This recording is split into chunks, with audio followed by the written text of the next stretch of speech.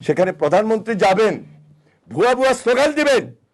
বাংলাদেশের রাজনীতিতে আমরা যারা ছাত্র রাজনীতি করে আজকে এখানে এসেছি, আমরা কখনো এটাকে মেনে নিতে পারি না এবং মেনে নিব না। নাসির উদ্দিন পাটোয়ারি, আমরা তো নির্বাচনের আগ থেকেই দেখি তার বয়স কি। রাজনীতির মধ্যে যে একটা শালীনতা তার মধ্যে কি আছে? 3 মাসটা এনাফ টাইম না। ডে 1 থেকে মাননীয় প্রধানমন্ত্রী কি কাজগুলা করছেন এবং প্রকারান্তে ওই কাজগুলা নিয়ে যেভাবে অট্টহাসি দিচ্ছেন, অসহযোগিতা করছেন এবং বিভিন্ন ভাষায় কথা বলছেন, এটা জাতি প্রত্যাশা করতে পারে না একটা বিরোধী দলের কাছে।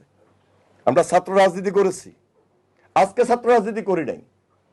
40, 30, 35 বছর আগ থেকে আমরা ছাত্র রাজনীতি করতে করতে আজকে এখানে এসেছি। আমাদের রক্ত, শ্রম, গাম, জেল, জুলুম, অত্যাচার, নির্যাতন।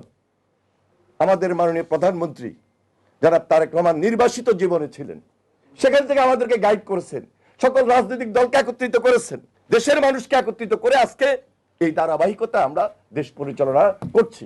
আমাদের সাবেক মাননীয় প্রধানমন্ত্রী বেগম খালেদা জিয়া কতটুকু অত্যাচারিত, কতটুকু নির্যাতিত।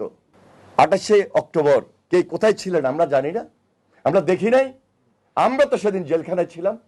28শে অক্টোবর কার ভূমিকা ছিল এই দেশে, কোথায় কখন ছিল, কোন রাজনৈতিক দলের কোথায় কিভাবে ছিল?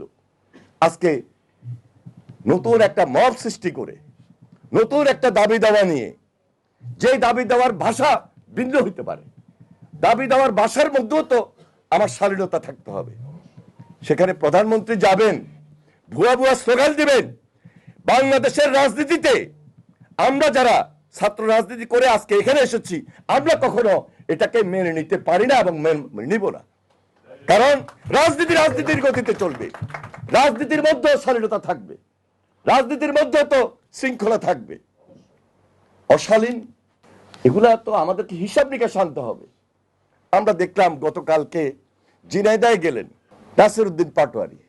আমরা তো নির্বাচনের আগ থেকেই দেখি তার বয়স কি। রাজনীতির মধ্যে যে একটা শালীনতা তার মধ্যে কি আছে?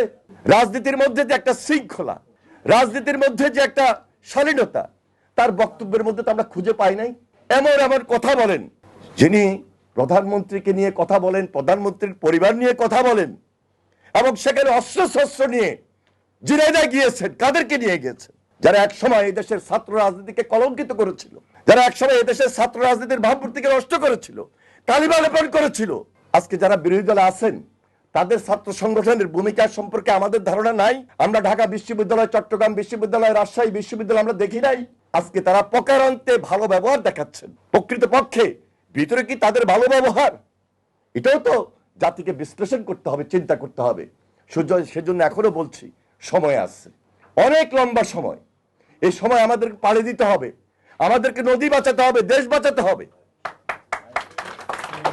আমরা এই বাংলাদেশকে নতুন ভাবে গড়ব, সে ওয়াদা করেছি, সে শপথ নিয়েছি, এবং সম্পৃক্ততার কাজ আমাদের তারেক রহমানের নেতৃত্বে আজকে নতুন ভাবে শুরু হয়েছে। ফ্যামিলি কার্ড নিয়ে উপহাস করেন, কৃষি কার্ড নিয়ে উপহাস করেন।